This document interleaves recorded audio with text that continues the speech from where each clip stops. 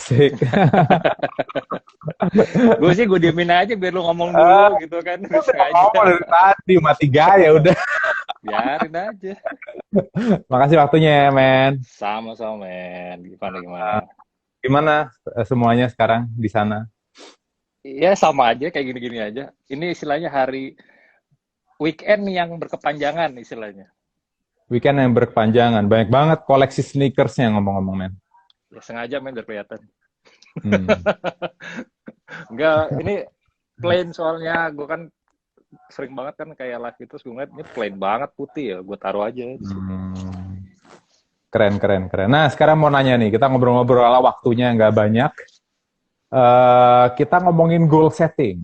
Nah, Weh, kan berat banget kalau ini nggak, ya, bicaranya. nggak berat lah, nggak berat lah. Kan sekarang ini bisa dibilang yang terjadi sama hidupnya seorang Damien itu kan yang dulu dicita-citain, men. Ya, Kan kita betul. udah kenal udah lama banget kan ya. Ya, istilahnya Nah, 60% ya enggak, 40% dari kehidupan yang Demian jalanin bisa jadi seperti sekarang karena ada juga campur tangan Romy Rafael. asik. Nah, mudah-mudahan yang nonton ini terinspirasi dapat ATM istilahnya. Betul. Tahu ATM nggak, men? Tahu yang sering ketinggalan kan lo? Mudah-mudahan yang nonton dapat ATM, amati, tiru, dan modifikasi gitu. Iya, Jadi ada faedahnya lah, kan kita ini bukan acara gosip ya. betul. Nah, gimana nih caranya? Jadi apapun goalnya, Damien udah masuk ke AGT lah, udah show di luar negeri lah. Itu gimana sih? Apa sih? Harus mikir seperti apa sih? Harus jadi orang kayak gimana sih, men? Gitu. Coba, boleh di-sharing nggak? Mungkin banyak yang belum tahu juga kalau misalnya sebenarnya gue pada saat mengawali karir gue itu justru berhadapan dengan dua orang gitu kan, Romy Rafael dan Deddy Corbuzier pada saat itu. Dan gue bukannya peres nih, tapi memang gue banyak belajar dari Romy Rafael pada saat itu. Sempat kita ada intensif ya men ya, yang Hmm. pentagram perjuangan bisa dibilang, pentagram lah. Jadi kita Nah, hanya orang-orang yang terpilih pada saat itu yang bertahan karena mau konsisten. Jadi consistency itu sih kalau yang gue dapat pada saat itu. Uh, lu kalau nggak salah dari lu juga yang cerita sama gue, maksudnya memang memang akhirnya ini kan kalau bicara masalah filosofi banyak orang pernah bicara, tapi pada saat itu gue dengar dari Romy Rafael, kalau misalnya lu pengen ngebakar kertas pakai kaca pembesar, itu lo harus diem untuk dapetin satu titik yang tajam, fokus, jangan gerak-gerak.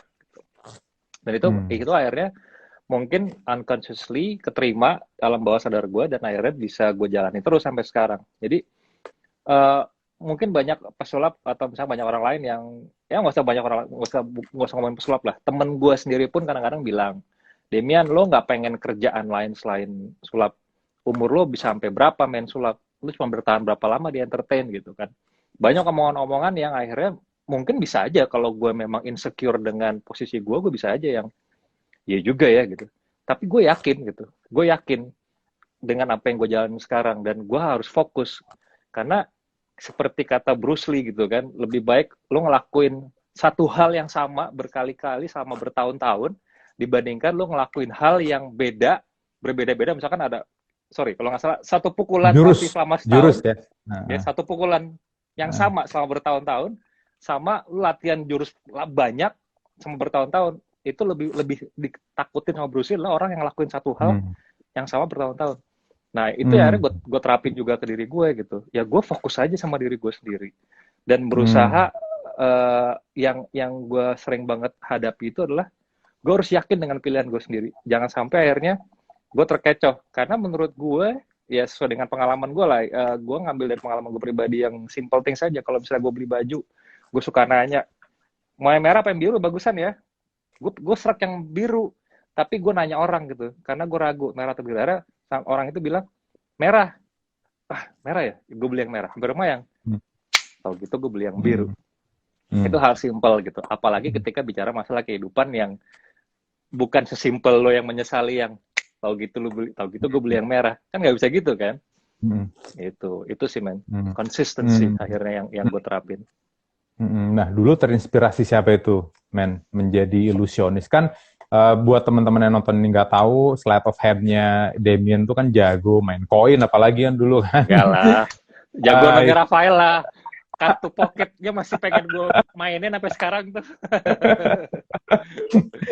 Nah, genrenya kan dulu nggak langsung ke dunia ilusi atau apa ya? Sekarang sebutannya uh, escape artist bukan juga apa ya sebutannya Bukan. seorang Damien?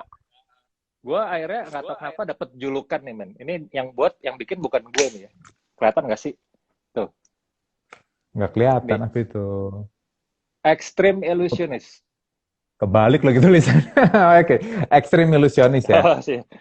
Oke. Jadi itu bahkan dikasih sama komunitas sulap di Manila. Menurut mereka gue patut mendapatkan julukan sebagai Extreme Illusionist. Karena ilusi-ilusi yang biasa itu beautiful, indah gitu. Nah, gue dijuluki sebagai Extreme Illusionist. Terus kalau misalnya nanya inspirasi gue siapa, wah udah pasti sih Copperfield ya. Zaman dulu itu ya dulu dia ya. yang paling bener-bener yang akhirnya membuat gue jatuh cinta pertama kali. Sampai akhirnya gue korek lagi ke diri gue sendiri. Apa sih yang gue mau disulap? Ya akhirnya baik lagi. Namanya child amazement itu gue lihat ke diri gue sendiri. Apa sih yang dulu bikin gue tertarik banget sampai gue pengen fokus disulap? Ya itu tadi ilusi David Copperfield. Ya udah gue akhirnya balik ke situ. Oke. Nah balik lagi nih zaman dulu di saat namanya cita-cita kan orang nggak bisa lihat yang kita lihat di pikirannya kita kan. Betul. Namanya cita-cita kan kita napas tidur tutup mata itu kan yang kelihatan ya cita-cita kita gitu. Ya. Nah gimana saat seolah-olah semua dunia itu menentang kita, Damien tuh akhirnya tetap fokus sama cita-citanya. Ya karena ya itu tadi balik lagi sedikit yang gue angkat tadi, karena orang nggak tahu apa yang gue mau. Terkadang kita ngerasa yang terkadang kita sering banget hadapi itu, kita yakin tapi kita nggak percaya diri. Nah gue juga banyak lah, maksudnya ups and down. Lo tahu gue pernah kerja dulu di sebuah perusahaan telekomunikasi gitu kan, pakai baju warna merah, Telkomsel. gue jadi karyawan Telkomsel, terus udah gitu sempat juga gue dihadapin pilihan gitu kan. Kebetulan juga yang pada saat itu yang disuruh milih adalah lu dengan Dedi gitu kan. Pilih mana antara kerja sama sulap. Terus ya gue akhirnya balik lagi ke core-nya gue sendiri itu apa gitu. Oh gue senang di sini, gue merasakan kenikmatan. Ya bahasa yang paling kasarnya, kalau misalnya bahasa yang paling menurut gue sih itu kasarnya ya, I lie, I cheat, and I get paid gitu kan, yang sering lo omongin. Tapi gue disitu gue seperti menemukan kayak bahasa itu kayak lentera jiwa gitu, Lorem. Anjing berat banget bahasa gue. Lentera jiwa tuh jadi kayak setiap kali gue bermain sama orang, itu gue merasakan sebuah kayak gue dicas lagi juga di kehidupan. Misalnya kayak gue nih bete, gue kenapa, misalnya gue ada ya problematika hidup lah. Begitu gue ada di panggung, gue ngeliat reaksinya mereka senyum, tepuk tangan, itu kayak gue dicas lagi handphone men, teng, bar gue naik, jadi fulfillment ya berarti pemenuhan ya. Iya, nah pada saat gue ngelakuin kerjaan yang office hour, itu malah draining the battery gitu loh, kayak baterai bocor aja. Gue bangun kayak gue ngelakuin ini gitu. Nah, gue bisa kalau disulap, gue bisa begadang sampai jam 5 pagi mikirin konsep. Habis itu gue langsung berangkat show. Bisa show nggak tidur. Maksud gue tuh gue nggak berasa lelahnya di situ. Ngerti. Nah, sekarang buat orang-orang yang lihat kita ngobrol gitu, apapun cita-cita dan tujuan hidup kalian gitu kan, gimana menghadapi penolakan atau apa ya sebutannya, orang-orang nggak percaya, orang sekeliling kita padahal, orang-orang yang sayang sama kita padahal. Nah, gimana menghadapinya dulu? Gue mengalami bahkan the hard way-nya, karena bahkan yang mengalami penolakan, yang memberikan penolakan itu datang dari orang tua gue sendiri pada saat itu. Nyokap gue gitu kan, nyokap gue ya gue cukup paham sih pada saat itu, mana ada sih orang yang mengizinkan seorang anaknya mau kerja apa jadi pesulap gitu kan. Apalagi pada saat itu eranya baru Deddy Corbuzier doang yang berhasil, baru satu orang maksudnya yang kita bisa lihat example yang berhasil di Kobuse pada saat itu.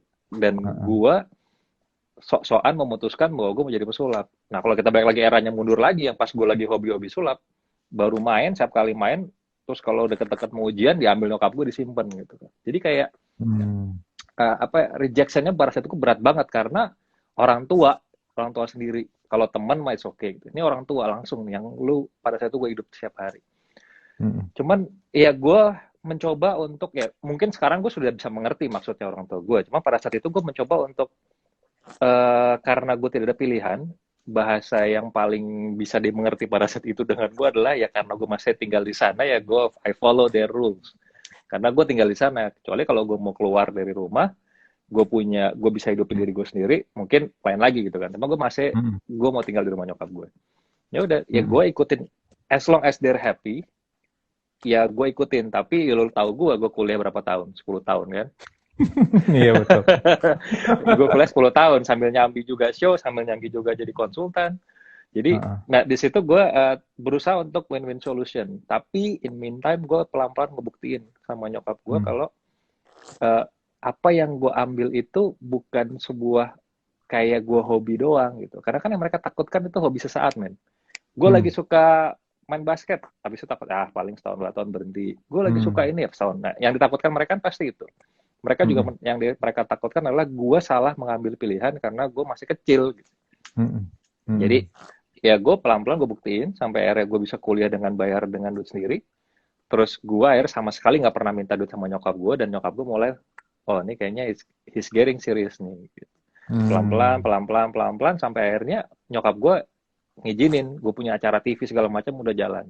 Dan memang pada saat itu juga pergaulannya gue juga membuktikan gitu. Gue waktu itu sama Deddy Kobuse, sama Rami Rafael yang udah punya nama di saat itu, kan kalian berdua pionir banget. Dan gue ada di antara kalian. Nyokap gue makin percaya diri bahwa jalan yang diambil ini bukan main-main, karena sudah bisa membawa gue sampai bertemu kalian. Nah di proses itulah gue banyak belajar, sama gue ngasih tahu. Dan memang show gue pada saat itu juga lumayan, bisa dibilang seminggu itu gue bisa 3 kali lah kurang lebih. Nah disitulah nyokap mulai percaya diri. Jadi rejection iya, tapi at least gue punya prinsip, pada saat itu gue di posisi yang lemah, tidak bisa yang bilang, Mom, listen to me. Nggak bisa. Kalau zaman sekarang mungkin bisa ya, zaman dulu mau digampar sama nyokap gue. Nah gue akhirnya gini, okay, I have to do something yang membuat mereka listen to me, sama at least they get it, the thing that I want, yang gue mau gitu kan. Makanya gue pelan-pelan gue kasih tau, pas, ini Mas, kamu gak bayar kuliah? Udah Mas, udah aku bayar. Terus ya, duit dari mana? Dari show. Pride-nya kan beda pada saat itu kan. Gitu. Terus biasanya ngasih uang bensin buat, karena gue dulu kampus pakai mobil, gue nggak lagi. Gue masih ingat tuh mobilnya tuh. Iyo, yang baret setengah. Ceper kan, mobil ceper itu. Ceper. Tuh, mana tuh mobil sekarang? Sempat gue beli waktu itu, pas gue menikah sama pernikahan gue pertama, sempat gue beli lagi mobilnya. Cuman ya abis itu udah nggak tahu kemana, karena ada yang naksir banget sama mobil itu, ya udah gue lepas. Padahal harusnya jangan, ya sayang banget. Kalau naik tanjakan pasti gobrak tuh.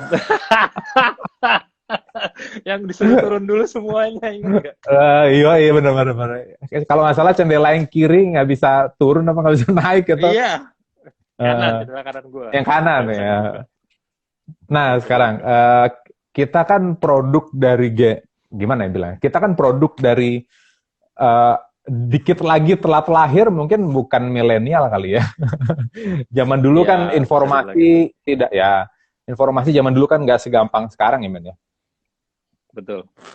Nah, sekarang buat yang nonton ini gitu, apa ya bedanya generasi yang nonton ini sekarang dengan kita dulu, dan apa yang harus mereka syukuri yang kita dulu, I wish kita seperti sekarang gitu loh.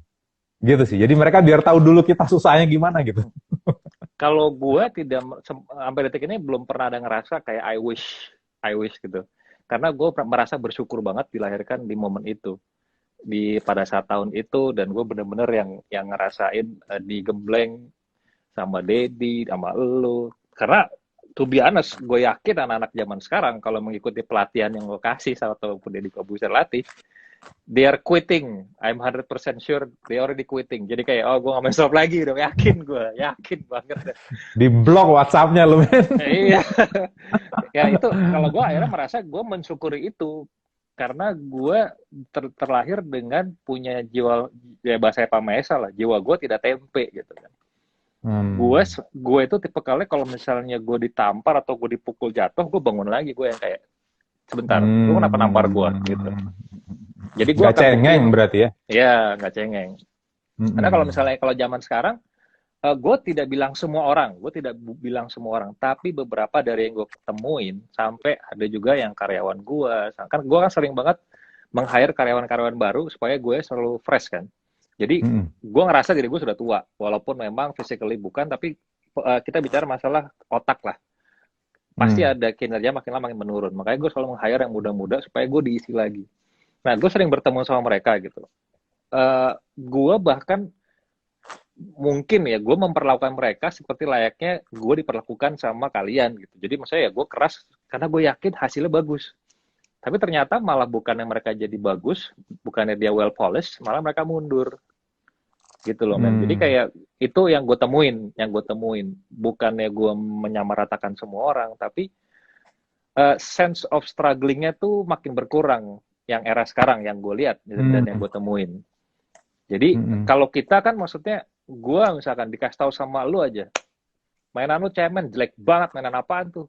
Besok gue bisa gini, dalam hati gue ya, maaf nih agak kasar, tapi si anjing gue buktiin tuh, gue gitu loh, gue orangnya gitu kan, kayak DC bahasa bilang, kasih ya, iya, bahasa kasih sayang kita kan gitu ya, beda, gue main coin matrix gitu, terus dibilang mainan lu kayak tai gitu, gue langsung ya, si anjing gituin, oke gue kasih tahu deh, gue main lebih keren gitu, jadi gue bukannya dipukul langsung jatuh terus kabur, enggak, gue yang bentar, gue pelajarin buat ngalahin dia gitu.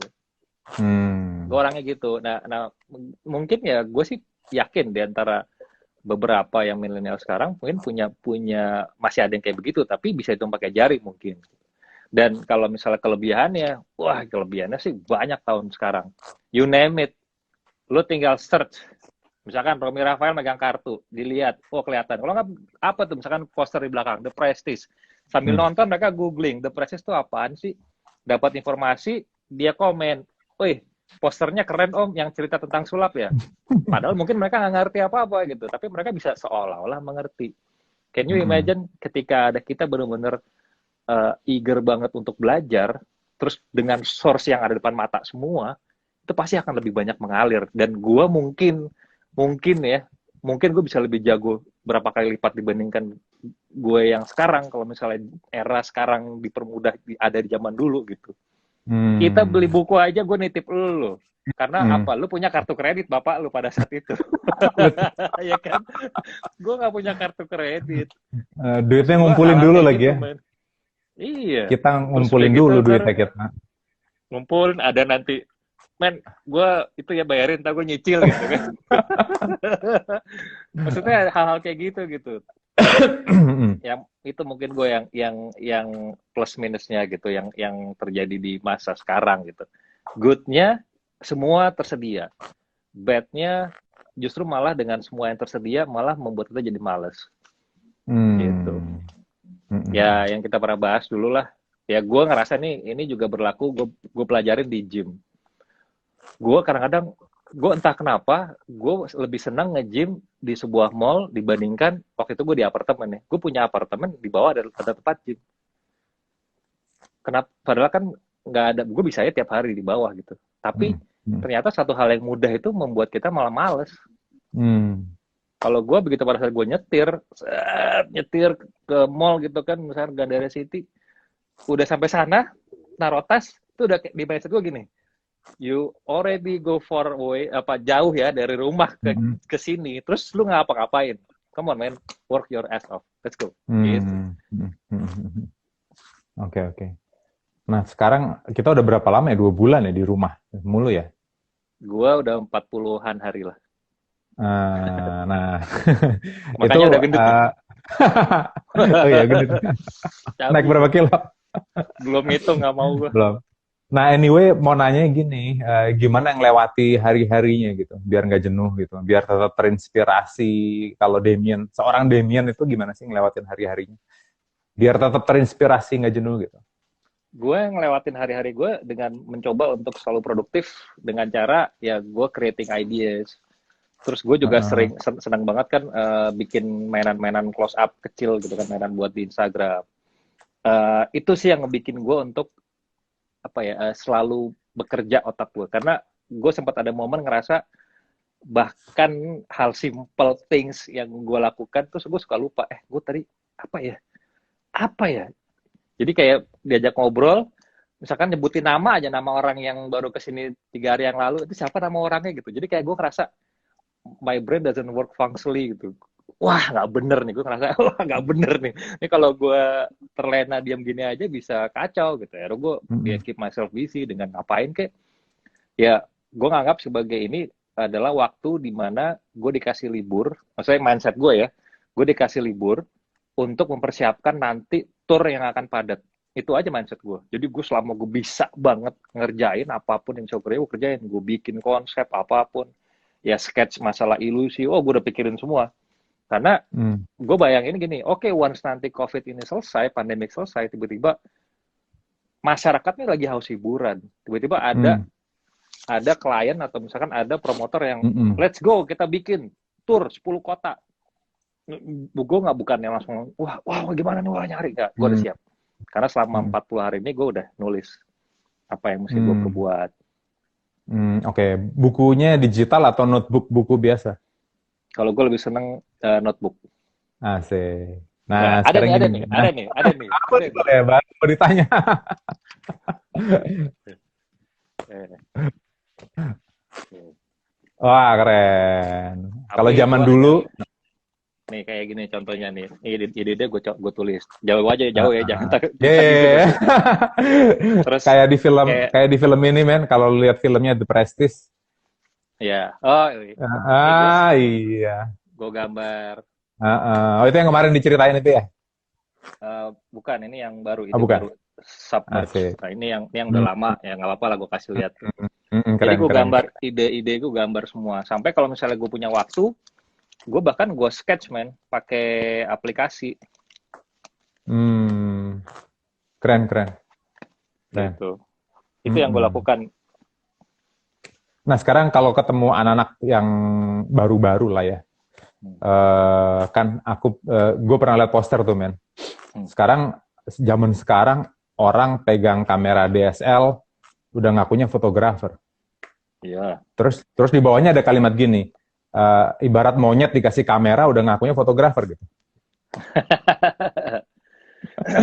Nah, zaman sekarang tuh kan banyak tuh, apalagi Yes. komunitas-komunitas pesulap-pesulap lah, ngakunya hipnotis lah, padahal nggak pernah edukasi di mana, belajar cuma lewat YouTube gitu, ngakunya ilusionis lah, padahal yang dimainin apa gitu. Nah, apa satu hal yang seorang Damien ini lihat, lalu dalam hati, dia nggak worth it, you are not worthy gitu.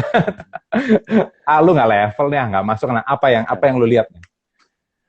Uh, Pertama sih biasanya gue dari ya lo tau gue lah, kita sebenarnya ada banyak hal yang orang nggak tahu dari kita. Maksudnya ada sisi lain yang orang lain tidak tahu dari kita. Mm-mm. Kita selain kita belajar sulap, kita juga belajar psikologi. Dengan Mm-mm. kita ngomong aja kita bisa tahu ini orang Mm-mm. tingkat edukasinya setinggi apa gitu. Cuman Mm. sometimes gue nggak mau ceritain itu, biarin aja orang Mm. assume kalau gue Mm. bodoh gitu. Nah, Jadi kadang-kadang keren. kalau kalau misalnya dia ngobrol sama gue, I'm just pretending that I'm stupid aja ya. Oh ya, gue karena semakin gue pumping kan semakin ketahuan nih isinya. Dia berusaha Uh-uh. memandang gue bodoh atau memandang gue sebagai orang pintar gitu. Jadi pada Mm. saat gue lihat dia gak worthy itu, pada saat ketika gue tanya, gue ikutin, gue ikutin flow-nya dia yang ngejelasin ke gue, sampai akhirnya gue kasih satu pertanyaan. Siapa yang pertama kali yang menginspirasikan lo di dunia sulap? Satu Ah. pertanyaan satu itu. Terus kedua, buat lo tuh sulap apa? Udah, dua Mm. pertanyaan itu jawabannya ketika berantakan, udah. Habis itu gue akan stop Mm. dan kita bercanda-bercanda aja. Oke, oke, oke. Gitu. Kalau misalnya dia jawabannya oke, dan menurut gue, oh ini oke nih. Terus gue bertanya soal buku, dia tahu buku. kan ketahuan nih dia bisa mengambil quotes, dia bisa menyebutkan nama-nama pesulap yang kita juga pernah pelajarin gitu kan. Oke, then we get along. Tapi kalau misalnya sampai sebatas itu, Hmm. biasanya gue sudah langsung mengalihkan pembicaraan ke lebih yang kita bercanda-bercanda aja. Karena Hmm.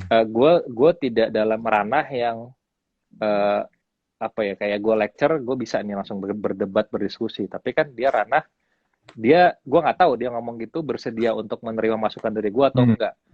Kalau Hmm. misalnya dia tidak bisa menerima, ya gue dianggap so tahu, dianggap ngajarin gitu. Terus juga ada juga Hmm. momen sering banget gue yang menggebu-gebu anak-anak zaman sekarang harus maju, tapi ternyata mereka yang sendiri nggak pernah mau maju.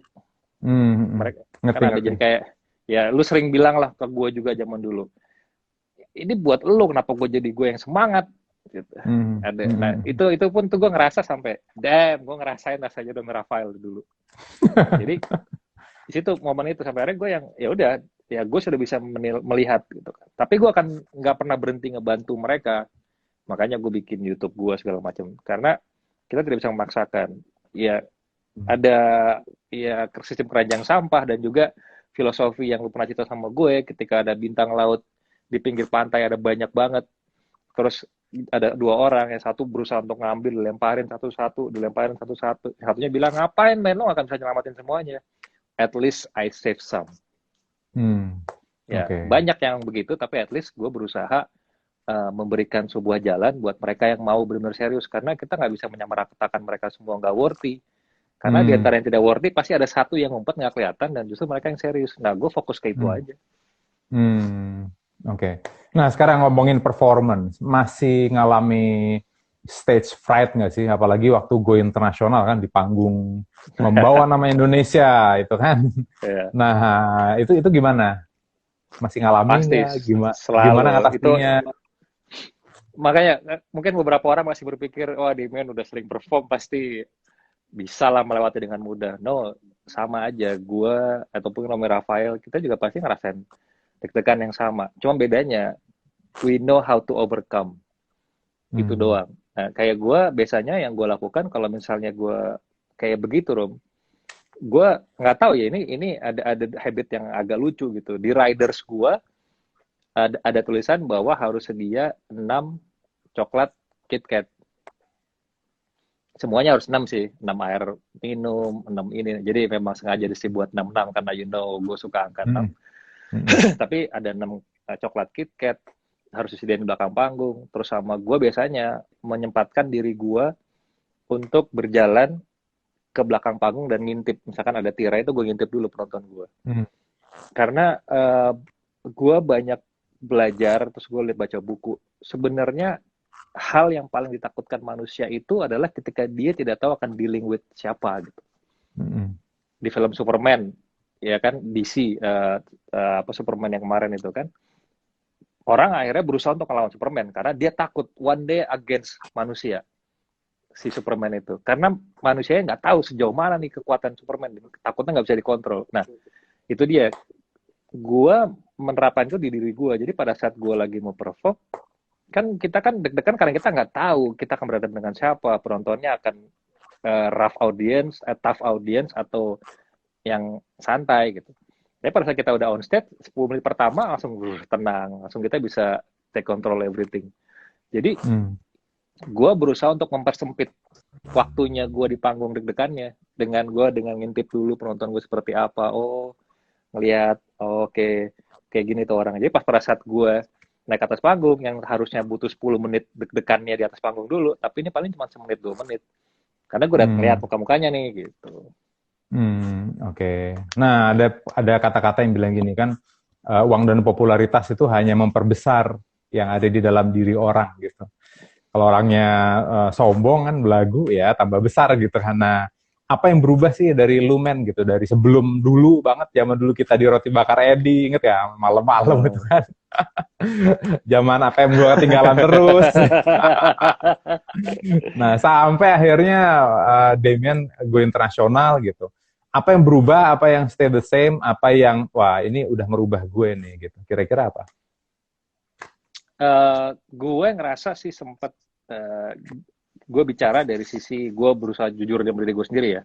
Mm-mm. Ada sedikit, tidak dipungkiri, ada sedikit kesombongan, tapi bukan sombong congkak ya. Ada sedikit kesombongan karena pada saat gue balik lagi ke Indonesia, pada saat itu gue ngerasa ya gue punya value gitu loh. Gue punya value yang cukup tinggi. Nah, cuman mungkin gue pada saat itu menempati value-nya terlalu sedikit sombong. Jadi kayak gue sekarang dibutuhin gitu loh men. Itu yang akhirnya mengubah gue sedikit. Tapi untungnya gue nggak lama-lama seperti itu. Ya mungkin tuh bertahan sebulan lah. Sampai akhirnya gue ngerasa no it's not me karena gue sudah kemakan sama ya itu harta tahta wanita ya ini di saat ini adalah tahta gue di posisi itu. Jadi yang sempat berubah itu di diri gue sendiri. Cuman gue berusaha untuk overcome karena this is not me. Gue tahu diri gue sendiri kayak gimana. Nah, gue berusaha untuk overcome itu. Nah, kalau untuk yang lain, gue sih nggak ngerasa berubah ya. Ya nggak tahu, lo yang lihat gue gimana. Lo dari dulu sampai sekarang kayak gimana gue. Gue sih ngerasanya ya. Kan biasanya kalau itu kan dilihat orang lain. Gue ngerasanya gue nggak berubah.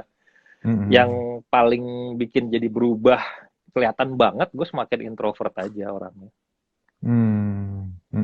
Emang baik-baik aja, sehat-sehat aja. Alhamdulillah sehat. Maksudnya apa nih Alhamdulillah. pertanyaannya? Nggak apa-apa. Kemarin yang sempat kita telepon-teleponan sejam itu, ya sejam lebih lah sebelum Pentagram live itu. Ini apa Ipang lagi sakit keras ya? Enggak lah, anjir. Gitu, sampai kepikiran gitu, honestly gitu loh. Gitu, akhirnya kan, oh ya oke lah, gitu. Nah, sekarang Kayak ngomongin mau mati ini. gitu, besoknya kayak mau mati gitu kan. Kok Nggak besoknya juga sih. gitu ya. Nah, sekarang ngomongin ini, kan kita pekerja seni. Yeah. Ya kan? Beda aliran aja. Nah, seberapa pentingnya sih originalitas gitu kan? Gue tahu mainannya Damien yang kepalanya masukin air gitu kan. Nah, kemarin juga kaget kan gue waktu lihat di acara Got Talent, buang topinya mirip momennya kayak lu. Pasirnya mirip gitu. Semuanya kayak kalau di compare kiri kanan tuh kayaknya mirip banget. Nah, cuma beda orang doang. Itu kan beda orang doang. Nah, yang nonton ini kan pasti banyak anak-anak komunitas gitu. Seberapa pentingnya sih originalitas gitu? Penting banget. Kalau misalnya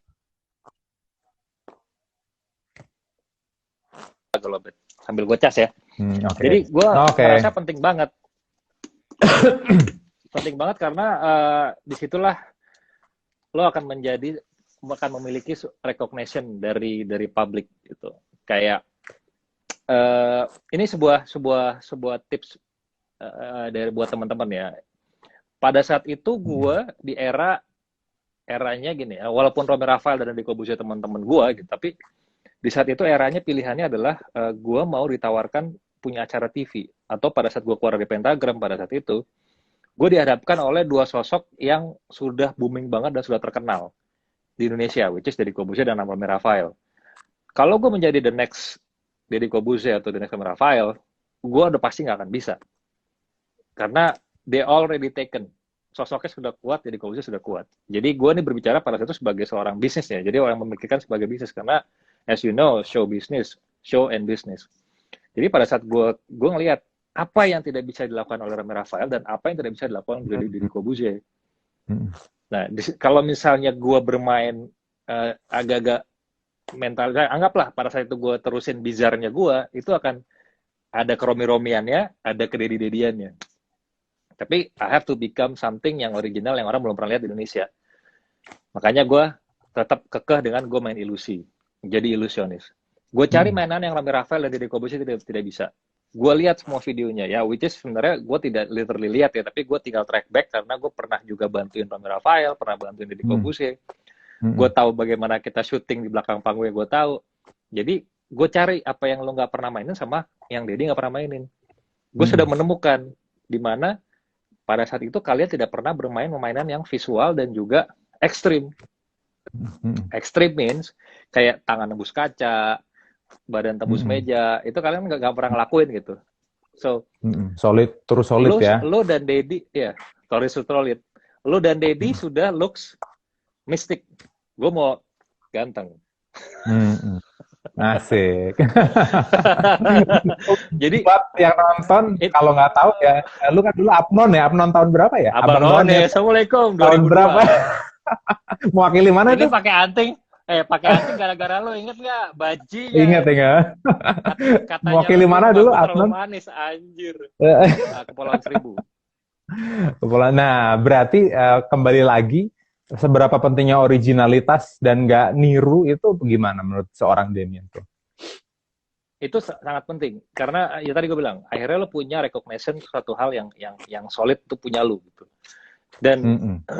lo nggak pernah tahu kalau dengan originalitas lo tuh lo akan dibawa kemana dari karya yang lo buat original itu akan membawa lo kemana tuh lo nggak akan pernah tahu. For example, Mm-mm. gue bikin yang 53 jam gue dicor. Akhirnya hal itu gue upload di YouTube dan akhirnya membawa gue ke America's Got Talent. Jadi ketika lo Mm. original, yang lihat tuh bukan locally ternyata, apalagi dengan Mm-mm. teknologi zaman sekarang, you put something on social Mm-mm. media, orang bisa ngelihat dan tinggal di repost, retweet, di repost sama yang Mm-mm. lain, nyata nyampe ke Amerika gitu. Mm-mm. Itu juga pernah kayak gue bikin mainan yang gue di Instagram gue bikin pakai kartu ada lubangnya, yang akhirnya gue kletek, gue posting. Nyata sampai akhirnya masuk ke gag, man.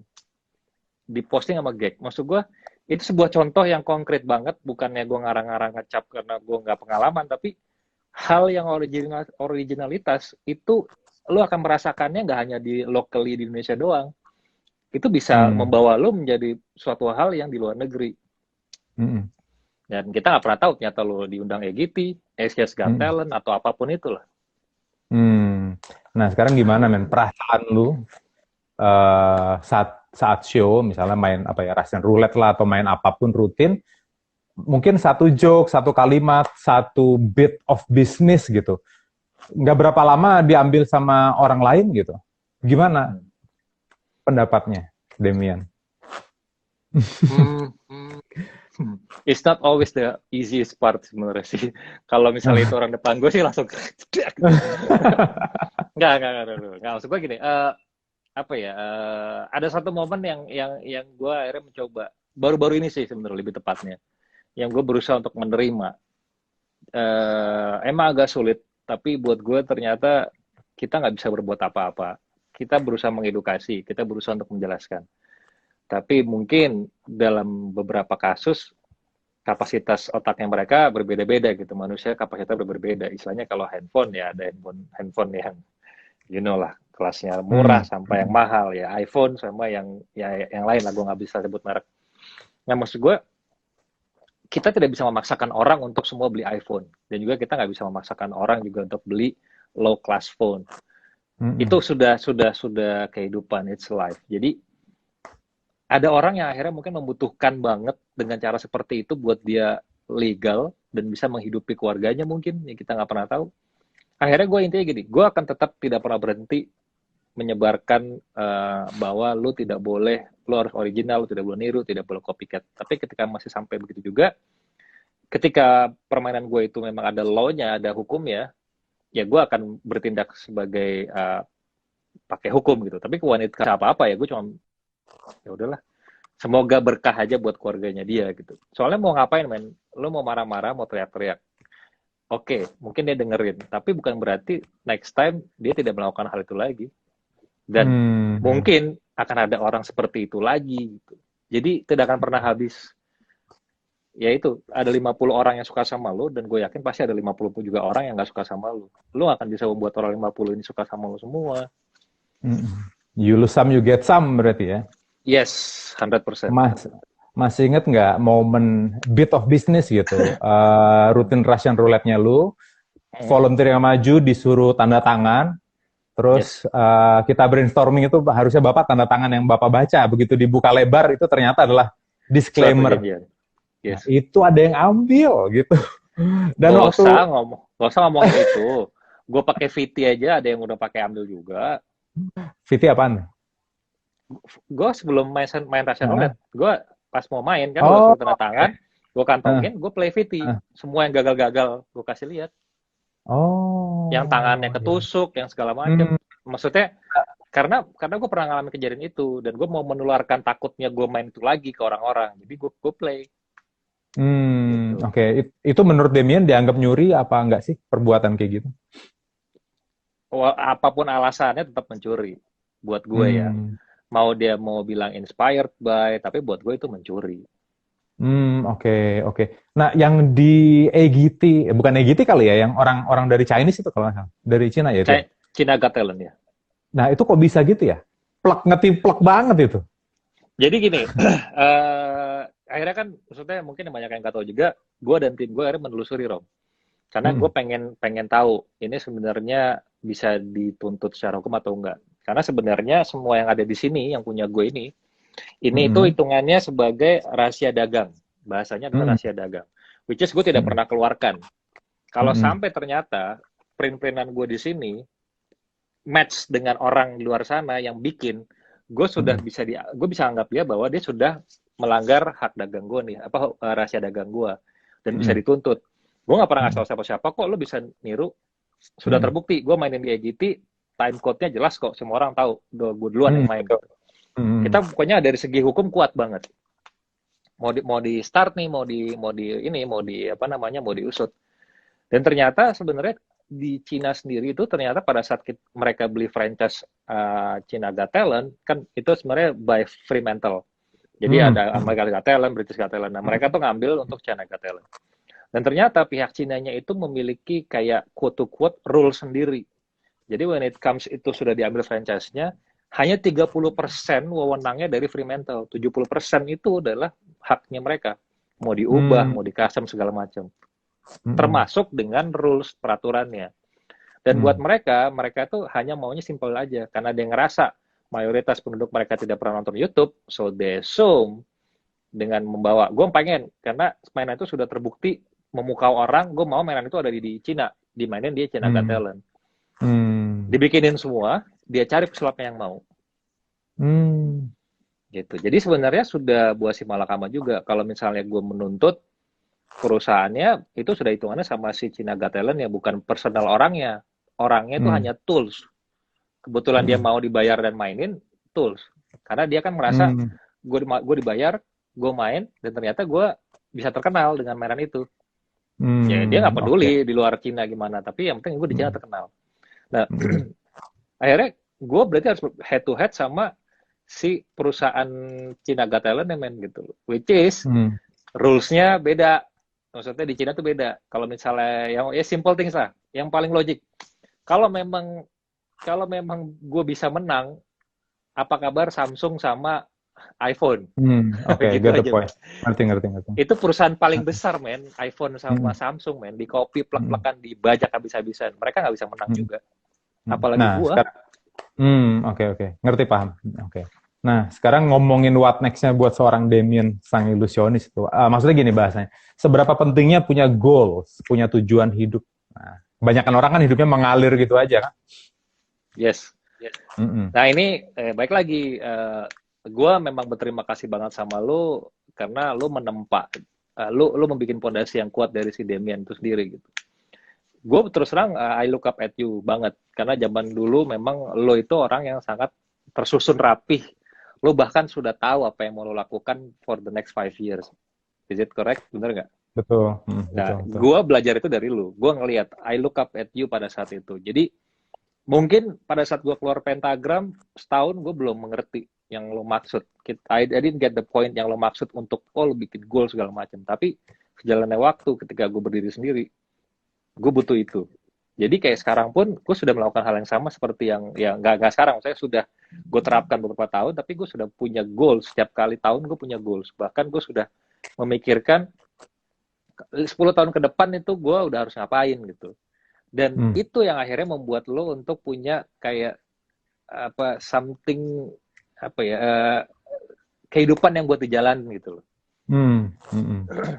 Jadi kalau gue sekarang ya goalsnya gue tidak menganggap sebagai goals yang literally goals yang harus dikejar, tapi gue bilangnya mimpi. Gue punya mimpi yang gue pengen terwujud. Karena kalau goals buat gue terlalu sistematik banget, tapi kalau mimpi itu kan yang gue suka. Kalau goals itu kadang-kadang suka gini men, itu kayak kita bicara perusahaan. Oke, goalsnya tahun ini lo bisa ngejual 5.000 unit, gitu misalkan. Itu goals. Tapi kalau mimpi, it comes from your heart. Itu yang lo mau. Jadi gue akhirnya mau Hmm. bahasanya gue adalah gue punya mimpi-mimpi yang gue tulis. Oh, Nah, ditulis ya? ditulis. Iya. Hmm. Karena Hmm. kalau misalnya kita tidak tulis, kemungkinan besar lupa. Nih, Hmm. Hmm. buktinya. Keren keren. Itu Hmm. semua gue tulis Hmm. di kaca Hmm. semua. Jadi Hmm. ya gue orangnya begitu. Apapun karena gue ide apa gue tulis, gue mau ini. Di situ ada acara TV, semua TV gue tulis dari RCTI, SCTV semua. Gue nggak tahu mana yang bakal bisa laku, tapi at least gue tulis dan gue Hmm. sesuaikan dengan marketnya. Jadi penting banget. You have to live it karena lu bisa tahu kalau nggak lu di luar track, Hmm. lu nggak punya tujuan, hidup lu tuh mau kemana gitu. Sama kayak Hmm. lu punya mobil, bensin lu full, ditanya mau kemana? Nggak tahu gue mau kemana nih. Oke, keren. Kalau Baik, misalnya baik. naik mobil kemana? Ke Bandung. Yes, gue tahu jalan nih. Nih, gue Ah, bayar, gue kasih 10 juta. Naik mobil kemana? Nggak tahu, muter-muter aja. Ini si anjing, gue mau kemana gitu. As simple oke, as that ngerti. filosofinya kan. Oke, ngerti. Berarti literally abracadabra ya. You create as you speak. Yes, bisa dibilang Ah, begitu. Ya men, intinya makasih. semua yang berjalan tuh mostly apa yang gue sudah rencanakan lah. Amin. Mudah-mudahan kita bisa live lagi ya, men ya. Harus dong. Eh, Kalau di Gue IG gue cuma sejam. gue penasaran men sama itu men. Kan dulu lu pernah ngelatih gue tuh. Gue kan punya ini tuh dulu motion sickness. Ingat gak lu pernah Mm-mm. ngelatih gue? Mabuk, Lo mabuk darat. hipnoterapin gue inget banget sampai lu nyetir mobil, gue inget kijang kapsul, gue duduk di belakang, gue nyetir gue ugal-ugalan di komplek, gue sampai Iya, iya, wah masih anjing. gitu. Dan maksudnya gini, ya banyak hal yang orang nggak tahu kalau kalau lu juga menerap ya mungkin pada saat itu orang nggak tahu. Maybe I'm your first client kali ya, pasien gitu, apa pasien lu gitu kan, Kah, live. ya kan? Ya maksudnya gue juga pengen tahu itu juga. Gue pengen pengen ya siapa tahu bisa menginspirasi orang atau kalau nggak salah lu kan lu punya kelas juga kan punya apa hipnoterapi gitu kan. Ya, memang mainnya bukan lebih di training sama coaching sih, men. Nah itu kan wajib di share lah, penasaran nih Asik. gue pikir tadi mau ngomong-ngomong itu sama gue udah nunggu gue mau diapain nih Asik. Enggak. ya Ngomongin tuh goal sekarang. ya itu pokoknya buat buat yang nonton ini itu ada sekitar 255 orang. Kami Rafael tuh dia punya terapi, punya apa session ya, punya sesi gitu. Kalian ntar bisa lah DM dia lah. Pokoknya sesinya Asik. itu it works. Dan percaya atau enggak, gue ya mungkin tidak literally 100%, tapi gue berusaha untuk menerapkannya itu setiap kali kalau gue ngalamin kegagalan-kegagalan. Karena dalam kehidupan pasti ada kegagalan. Kalau nggak salah Hmm. juga ada kan? Kalau ada Hmm. kegagalan, gimana caranya bounce back? Ada dong. Nah, makanya topiknya goals kan hari ini, men. Ya, Mudah-mudahan di-share minggu depan teman-teman bisa, tuh. iya boleh. Mudah-mudahan minggu depan bisa live lagi ya, men. Ayo, gue mau banget, gue mau banget. Toh, gue juga banyak kerjaan di rumah doang. Asik. Banyak kerjaan di rumah doang. Thank you waktunya, men ya. Sama-sama, men. Thank you Salam banget. Sarah. Udah diundang. Siap. Dah. Deh.